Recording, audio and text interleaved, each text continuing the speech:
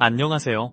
시니어 여러분의 복지를 수호하는 시니어 복지방위대의 김상사입니다. 선거 때는 여야 할 것 없이 목소리를 높이던 연금개혁이 21대 국회에서 결국 실패하였습니다. 21대 국회 마지막 본회의까지 여야가 국민연금 개혁안에 합의하지 못함에 따라 연금개혁 과제가 22대 국회로 넘어가게 되었는데요. 오늘은 연금개혁에 있어서 어르신들이 바라는 점들을 정리해보면서 현재 연금개혁이 처해 있는 상황을 살펴보는 시간을 갖겠습니다. 영상 보시기 전에 구독과 좋아요를 눌러주시면 시니어 복지방위대가 든든한 정보를 발빠르게 전달해드리는데 도움이 됩니다. 시니어 복지를 수호하는 시니어 복지방위대 지금 시작합니다. 연금개혁은 아주 조심스럽고 사려 깊게 진행되어야만 하는 일입니다. 국가와 국민의 미래가 걸린 중요한 일이기 때문에 정치적 입장보다는 어르신들의 생존의 문제로 접근을 해야 하지만 국회에서는 어르신들의 노후를 걸고 자신들의 이득만 취하는 모습만 보여왔는데요. 일각에서는 현재의 고금리, 고물가, 세수 부족 등의 경제 상황을 고려할 때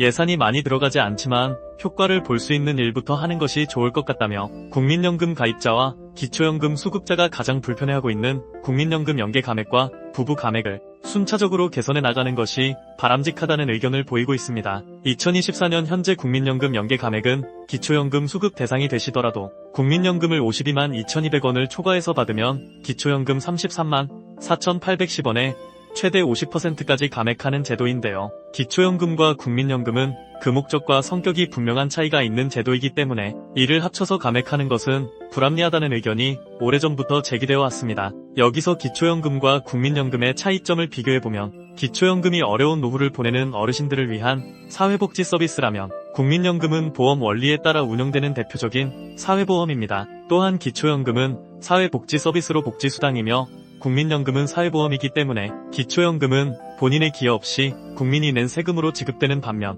국민연금은 본인이 보험료를 납부해야만 지급받을 수 있다는 것이 큰 차이점입니다. 따라서 내가 낸 보험료를 노후에 돌려받는 개념인 국민연금을 수령한다는 이유로 기초연금을 감액하는 것은 논리에 맞지 않죠. 따라서 이런 차이점을 근거로 많은 국민들과 어르신분들께서 국민연금 연계 감액에 대한 개선을 요구해왔지만 지금까지 정부는 국민연금에 이미 기초연금 성격이 내재되어 있다며 연계 감액 폐지에 대해서는 단호한 입장을 보여왔습니다. 정부의 단호한 입장에도 불구하고 국민연금 연계 감액은 국민연금 가입자에 대한 기망행위로 느껴지는 것이 사실입니다. 정부에서는 국민연금에 의무 가입하게 했으며 추가 납부나 이미 가입을 적극 권장하고 있지만 추납하여 국민연금 수급액이 늘어났을 때의 불리한 점들, 기초연금 연계 감액이나 건강보험 피부양자 탈락 등 불이익에 대해서는 전혀 공지하지 않고 있습니다. 또한 현재 어르신 분들뿐만 아니라 젊은 층은 국민연금을 받지도 못할 텐데 강제로 가져가는 것에 대한 불만이 많은 상황입니다. 이렇게 국민연금에 대해 젊은 층과 노인층 모두가 불만을 가지고 있는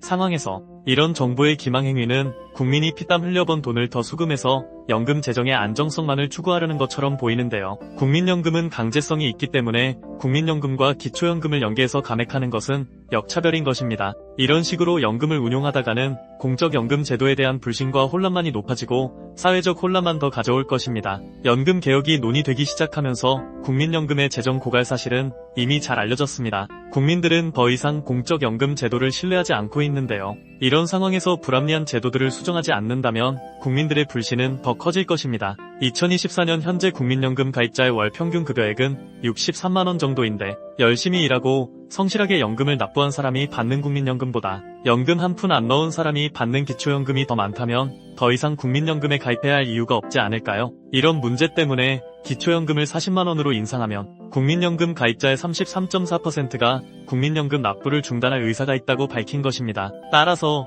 국민연금 연계 감액 제도를 당장 폐지하는 것이 최선이겠지만 여러가지 이유에서 지금 당장 폐지가 쉽지 않다면 감액 대상과 금액을 최소화할 수 있는 방안을 시급하게 마련해야 할 것입니다. 국민연금은 지난 1988년 도입 이후 1998년과 2007년 두 차례 개혁을 거쳤습니다. 소득 대체율은 1차 개혁 때 70%에서 60%로 2차 개혁 때는 2028년까지 단계적으로 40%로 낮추기로 했는데요. 이러한 맥락에서 국회연금개혁특별위원회는 지난 2022년 10월 첫 회의를 시작으로 약 1년 7개월 동안 국민연금 개혁 논의를 진행해왔습니다. 하지만 고령화와 저출생 등 인구구조 변화에 따른 연금개혁의 시급성에 대해서는 여야가 공감했지만 구체적인 개혁 방식에서 의견 차이를 좁히지 못했습니다. 국민의힘은 보험료율 인상과 국민연금과 기초연금의 통합, 연계 등 구조개혁을 주장했으며 더불어민주당은 소득대체율 상향 등 모수개혁을 강조해왔는데요. 먼저 모수개혁의 모수란 보험료율과 소득 대체율, 연금을 받는 나이 등 주요 숫자를 의미합니다. 따라서 모수개혁은 이런 숫자를 조정해서 연금 적립기금의 고갈을 늦춰 연금 재정을 안정화하는 대표적인 방식인데요. 참고로 1988년 도입된 국민연금 제도는 도입 초기에 노후 소득 보장을 강조하기 위해 보험료는 3%에 불과했지만 소득 대체율은 70%로 설정되어 국민연금은 시작부터 아주 적게 내고 엄청나게 많이 받는 태생적으로 지속 가능하지 않게 설계된 것이 사실입니다. 이후 지난 30여 년간 역대 정부에서는 이런 문제를 해결하고자 보험료율은 9%로 올리고 소득 대체율은 단계적으로 40%까지 낮추는 방안을 추진해왔습니다. 하지만 현재 이마저도 국민연금의 지속 가능성을 보장하는 데는 충분하지 않기 때문에 보험료율을 추가로 인상하는 방안 등 모수개혁을 꾸준히 논의해온 것인데요. 그렇다면 구조개혁은 무엇일까요? 구조개혁은 모수개혁처럼 단순히 주요 숫자만을 바꾸는 것이 아니라 기초연금, 퇴직연금, 직영연금 등 전체 연금제도의 틀을 손보고 국민연금의 지속 가능성을 보장하는 제도적 장치를 도입하는 작업을 뜻합니다. 따라서 구조개혁을 주장하는 측에서는 모수개혁만 우선 추진할 경우 국민연금 고갈 시기만 늦출 뿐 기금 소진 후 막대한 누적 적자가 쌓이는 것을 막을 수는 없으므로 근본적인 구조개혁을 모수개혁과 동시에 추진해야 한다고 주장하고 있는 것입니다. 이렇듯 현재 대한민국이 처해 있는 연금개혁 문제는 매우 복잡하고 어려운 문제이지만 그동안 연금 특위의 진행 과정을 살펴보면 이번 21대 국회의 연금개혁 실패는 이미 예견되었다고 할 수 있습니다. 2022년 7월 야 국회의원들로 구성된 연금특위가 출범했지만 소득보장론과 재정안정론을 놓고 정쟁만을 일삼더니 작년 10월까지 연금개혁 최종안을 도출하겠다는 당초의 계획도 지난 4월 치러진 총선에 악영향을 미칠까봐 어르신들의 눈치를 보며 해를 바꿔 5월 말까지 미루는 모습을 보였습니다.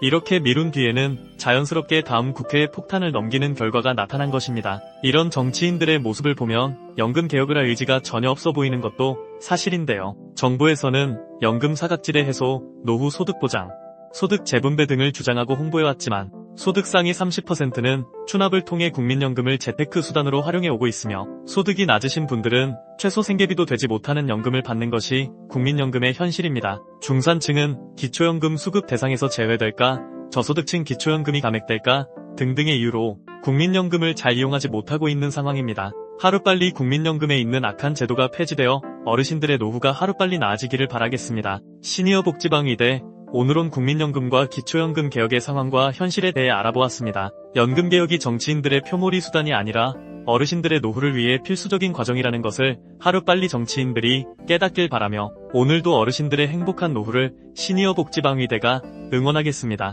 영상이 도움이 되셨다면 구독 버튼 누르셔서 시니어 복지방위대의 든든한 정보를 받아보세요. 지금까지 어르신들의 복지를 수호하는 시니어 복지방위대였습니다.